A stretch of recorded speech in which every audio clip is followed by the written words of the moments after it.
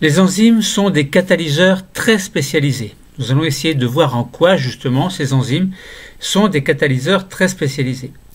Juste un rappel, une enzyme, c'est une protéine, c'est-à-dire un assemblage d'acides aminés, donc les acides aminés qui se placent dans un ordre bien précis, donc suite à la traduction d'un ARN messager, et catalyseur. Donc en fait, une enzyme est l'expression sous forme d'une protéine d'un gène particulier. On rappelle que l'expression d'un gène, c'est un ensemble de mécanismes plus ou moins compliqués.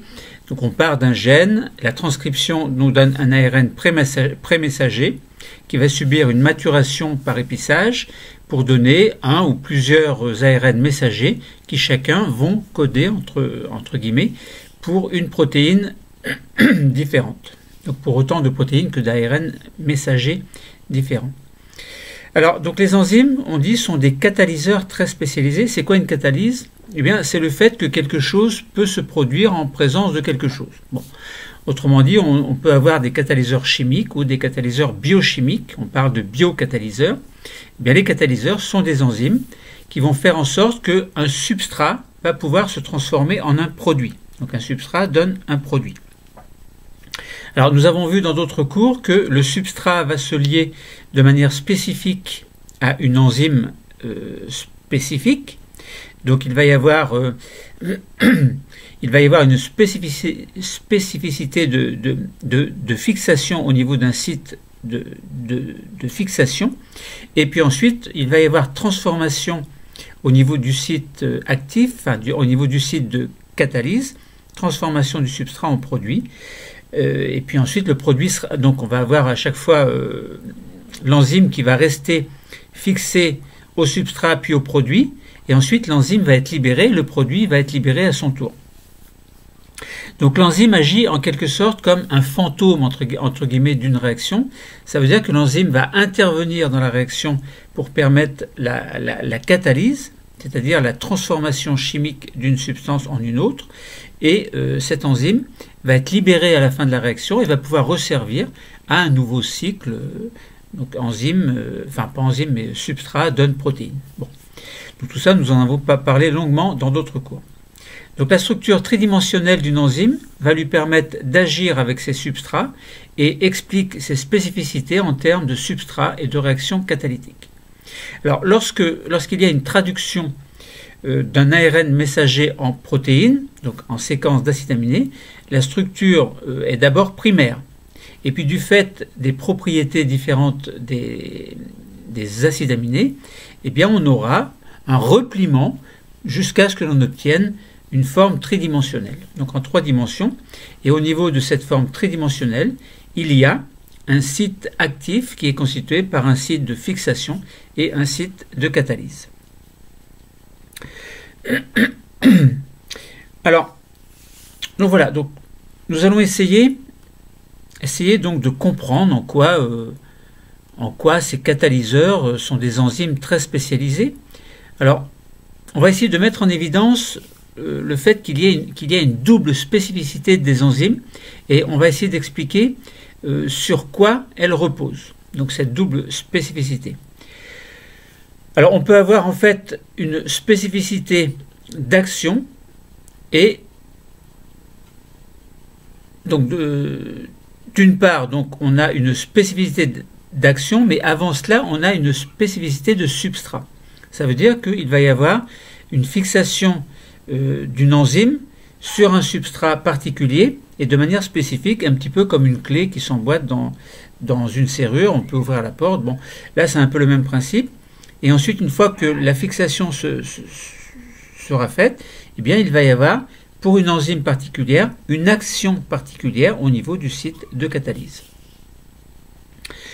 Alors, par défaut, on dit que le site actif, c'est le site de fixation, puis le site de catalyse en elle-même, c'est-à-dire la transformation du substrat en produit. Donc, bien se souvenir donc, que pour chaque enzyme, il y a une double spécificité qui sera d'abord la spécificité de substrat, puis la spécificité d'action.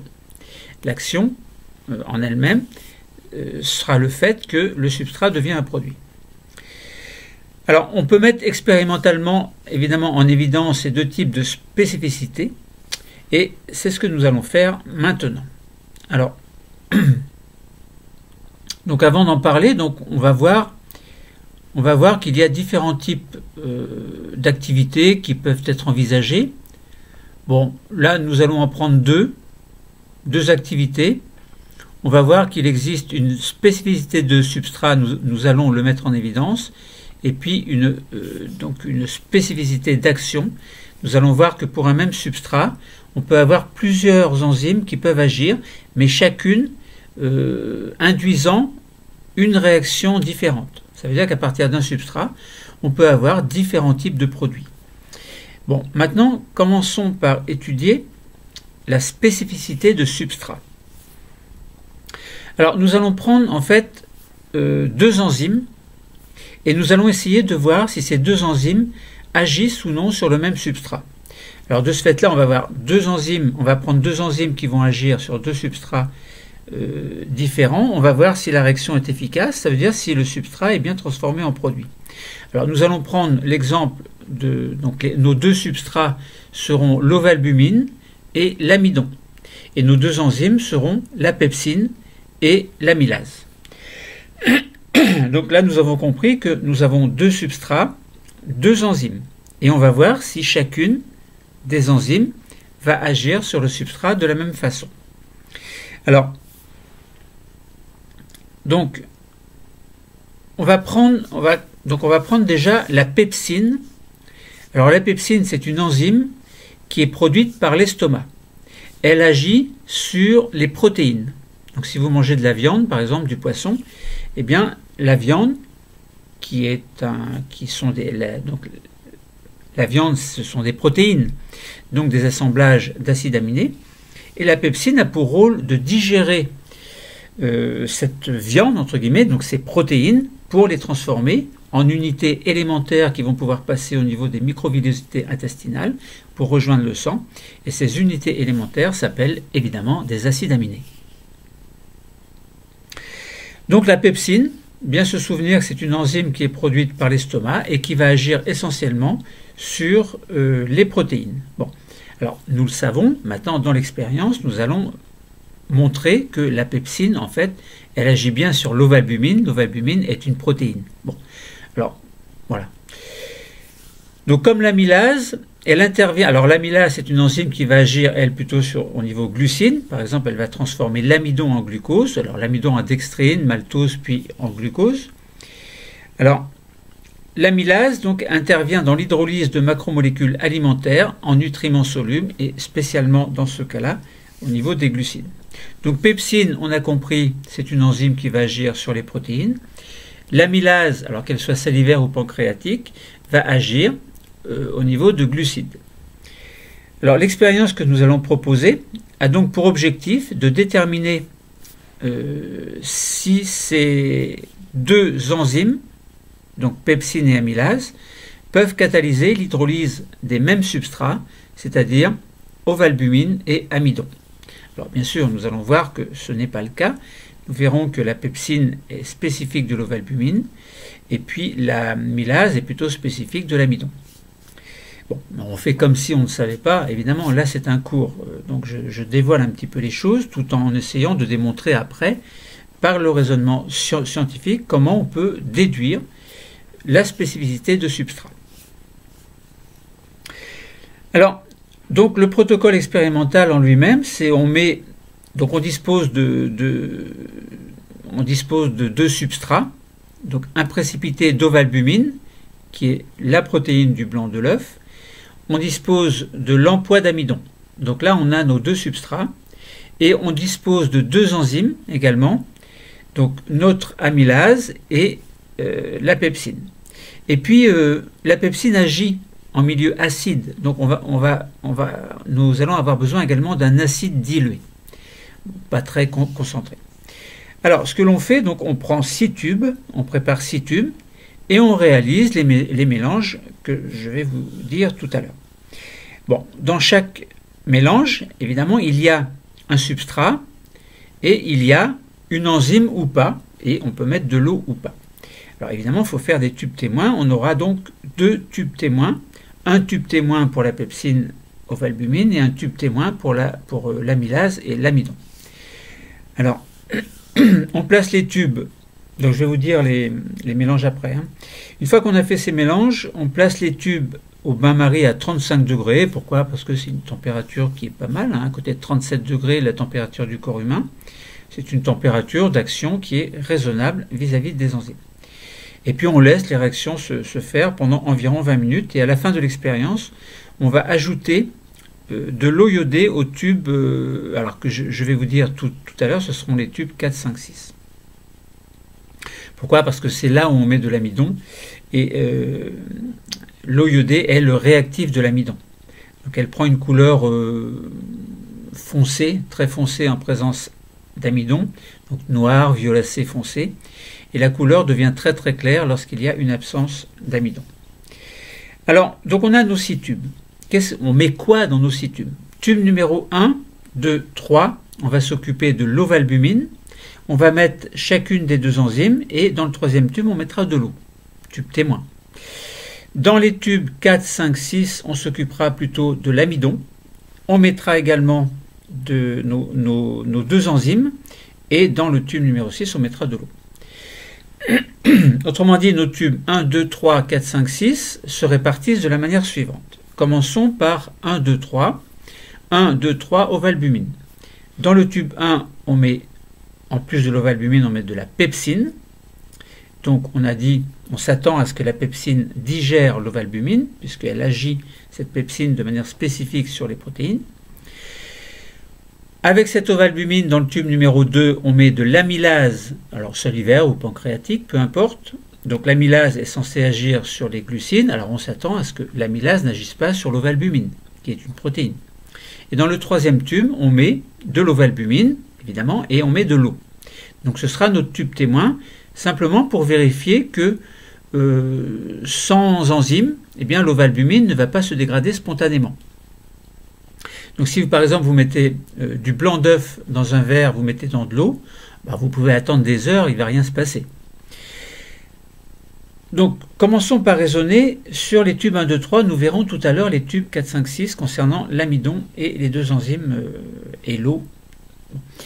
Alors, premier tube, 1, 2, 3, on regarde le résultat au bout de 20 minutes à peu près. Tube numéro 1, alors avant de donner les résultats du tube numéro 1, on doit parler du tube témoin. C'est plus logique de dire quel est l'aspect de la solution concernant le tube témoin. Dans le tube témoin, on a mis de l'ovalbumine et de l'eau. Et si on regarde le résultat au bout de 20 minutes, donc c'est le tube numéro 3, on s'aperçoit que dans le tube, il y a une coloration blanche opaque. Donc c'est simplement de l'emploi d'amidon qui n'a absolument pas été dégradé. Bon. Donc c'est notre témoin de référence. La couleur, elle est blanche, l'emploi d'amidon est blanc, et c'est opaque, ça veut dire que ce n'est pas du tout transparent. Donc il ne s'est rien passé dans le tube numéro 3. Maintenant, si on regarde le tube numéro 2, on a mis de l'ovalbumine avec de l'amylase, donc une protéine avec une enzyme qui est censée dégrader les glucides. On regarde le tube numéro 2, il n'a absolument pas changé, donc c'est exactement le même que le tube numéro 3 qui est notre tube de référence.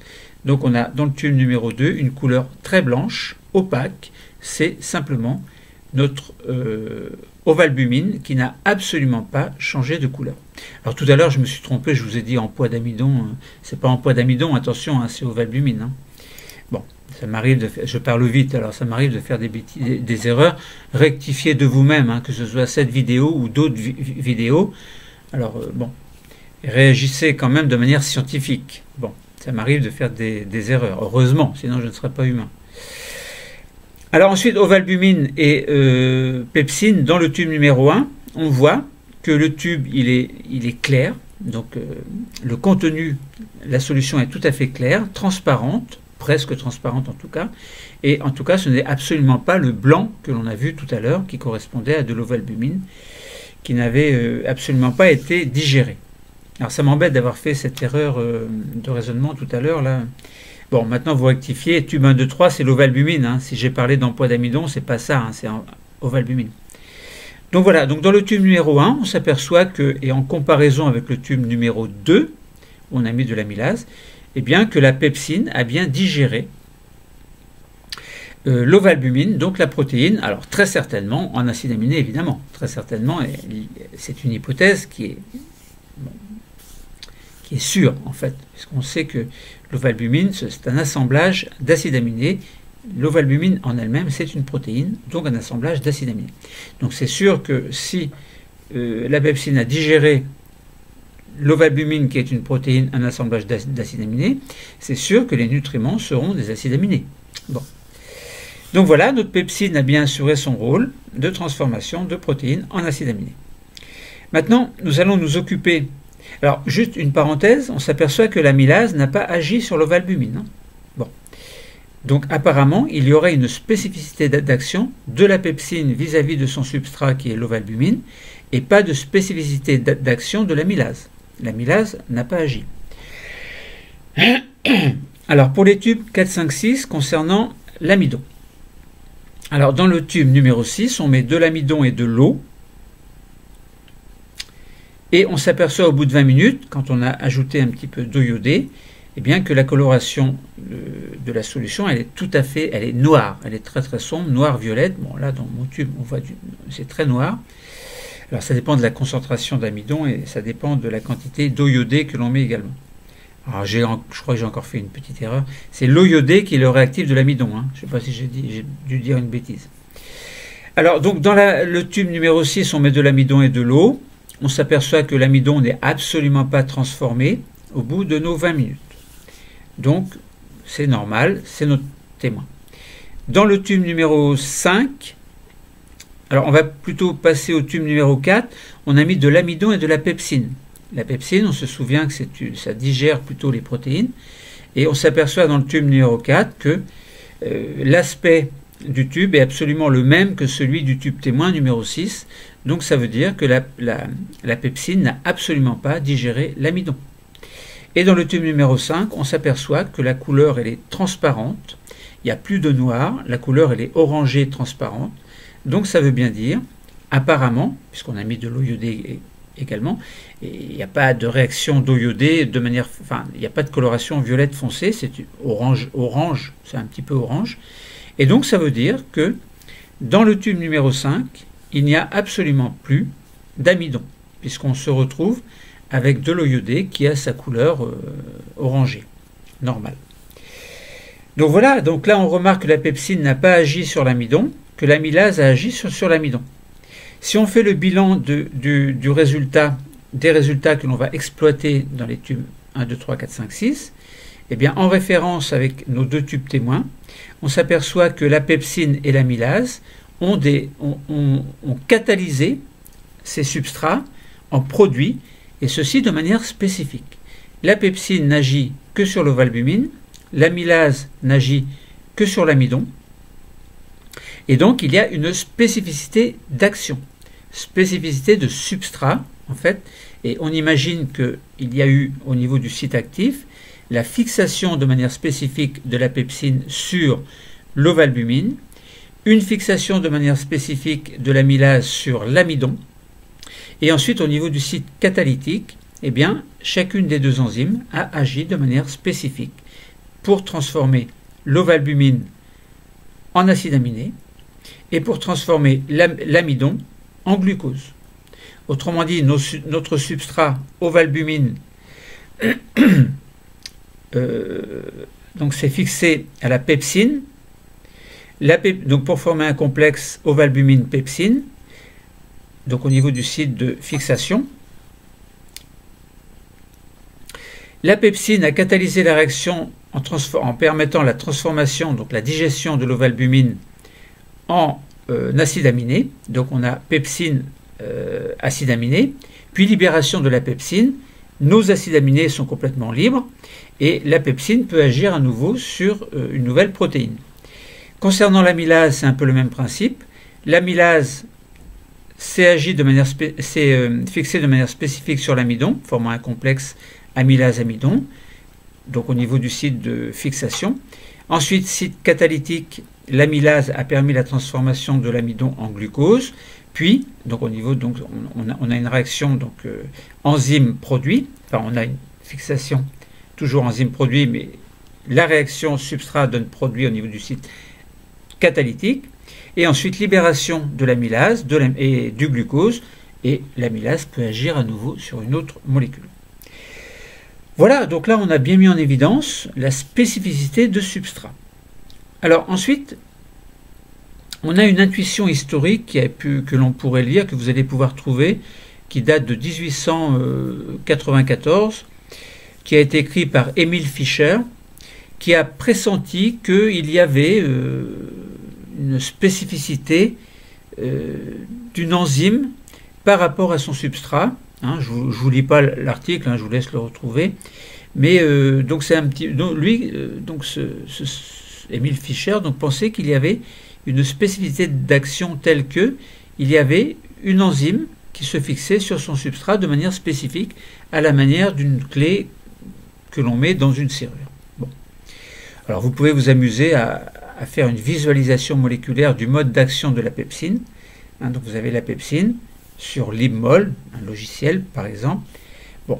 Un acide aminé catalysant l'hydrolyse que vous allez pouvoir mettre en évidence, et puis la protéine qui est le substrat, qui est inséré dans le site actif. Donc on a bien, donc ce modèle moléculaire montre bien que on a l'enzyme, donc la pepsine là, par exemple, et on a le substrat qui vient se fixer dans ce site de fixation de manière spécifique, puis ensuite il y aura la catalyse de manière spécifique également. Ensuite, nous allons essayer de voir donc à chaque réaction une enzyme particulière, donc à chaque réaction son enzyme. Nous allons voir que un substrat peut être biocatalysé par plusieurs types d'enzymes pour donner des produits différents. Alors on prend le cas du glucose 6-phosphate qui peut avoir, son destin peut être celui de 4 voies différentes. Le glucose 6-phosphate peut donner, selon une réaction que l'on appelle la respiration cellulaire, peut donner de l'énergie. Ça, on en a parlé largement dans d'autres cours également. Donc, ce glucose 6-phosphate, en fait, on a le glucose, puis le glucose 6-phosphate, suite à une réaction, donc le phosphate se fixe en position 6 dans le glucose. Donc, ce glucose 6-phosphate peut servir de source d'énergie. Ce sera une voie métabolique numéro 1, avec un assemblage avec une action d'enzymes particulières. Ensuite, ce glucose 6-phosphate peut être mis en réserve dans une voie métabolique numéro 2, selon un autre système enzymatique. Ensuite, il peut participer, ce glucose 6-phosphate, à la biosynthèse d'autres molécules. Pour cela, il faut d'autres enzymes spécifiques qui vont agir sur le glucose. Et puis ensuite, on peut avoir, donc ce glucose 6-phosphate peut redonner du glucose qui peut être exporté vers d'autres cellules, et ceci selon l'action, sous l'action d'autres enzymes également. Donc ça veut dire que on peut avoir une spécificité de fixation, ça veut dire que chaque enzyme, chacune des 4 enzymes, entre guillemets, que l'on a vu dans chacun des 4 métabolismes possibles, donc ces enzymes vont pouvoir fixer le glucose 6-phosphate au niveau d'un site de fixation qui peut être le même dans les 4 cas, mais l'action de l'enzyme sera différente à chaque fois, de telle sorte que ce glucose 6-phosphate peut être stocké, utilisé pour produire de l'énergie, il peut être exporté ou permettre la biosynthèse d'autres protéines. Essayons de comprendre un petit peu mieux en faisant une activité pratique. Alors, le favisme, c'est une maladie qui est causée par un déficit enzymatique qui va perturber la voie métabolique numéro 3, qui permet la biosynthèse d'autres molécules à partir du glucose 6-phosphate. Alors, la comparaison de modèles moléculaires d'enzymes ayant pour substrat le glucose 6-phosphate permet de comprendre pourquoi les autres voies métaboliques ne sont pas affectées. Alors pourquoi ? Parce qu'on sait très bien que au niveau donc on a les voies métaboliques 1, 2, 3, 4, on sait que la 3 est perturbée, la biosynthèse va être compliqué. La biosynthèse d'autres molécules à partir du glucose 6-phosphate va être compliquée, simplement parce que des enzymes peuvent être le résultat d'une mutation au niveau d'un gène. Donc ça veut dire que le gène ne va pas coder pour une protéine normale. Et ce qui fait que la biosynthèse de certaines molécules à partir du glucose 6-phosphate ne sera pas possible.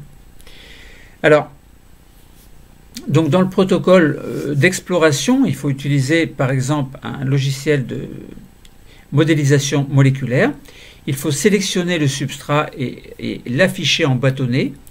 Vous pouvez restreindre l'affichage aux acides aminés localisés autour du substrat et colorer les acides aminés en fonction de leur nature et comparer les enzymes.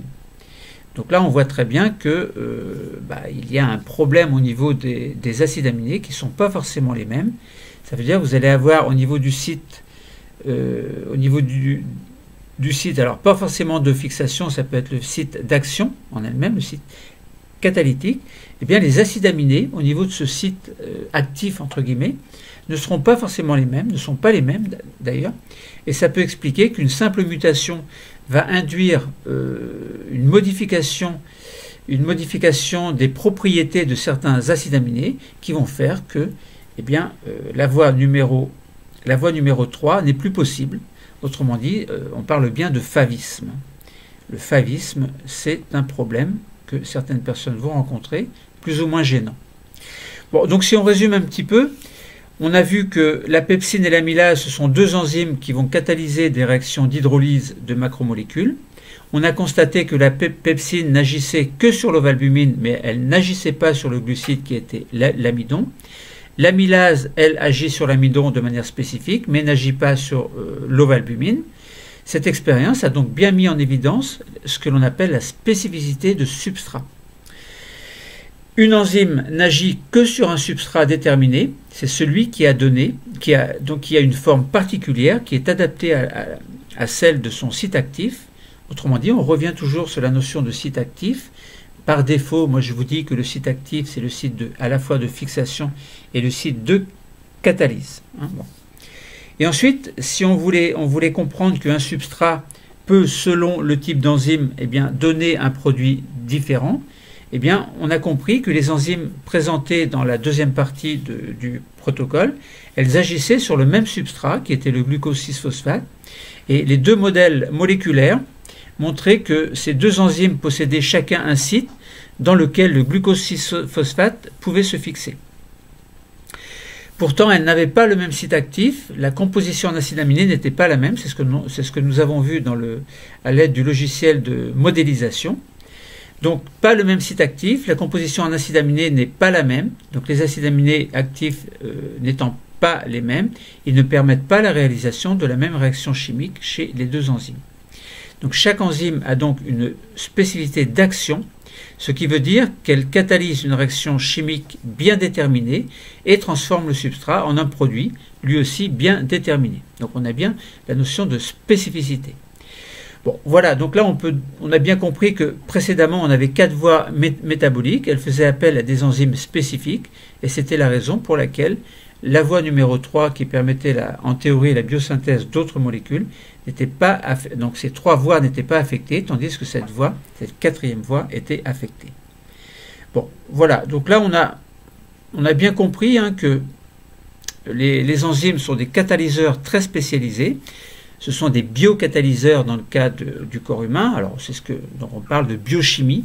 La biochimie au niveau des molécules enzymatiques ont des spécificités bien précises. On a pu expliquer la grande diversité de l'équipement enzymatique d'une cellule, en fait. Donc il y a spécificité de substrat, spécificité d'action, etc. Au niveau de sites bien précis, au niveau d'enzymes bien précis, qui ont une action bien précise. Elles fixent de manière bien précise tel ou tel substrat, transforment ces substrats en produits bien spécifiques. Et voilà, on a compris ce qui se passait au niveau du site actif. Les enzymes, des catalyseurs très spécialisés, ça c'est certain. Le cours est terminé, merci.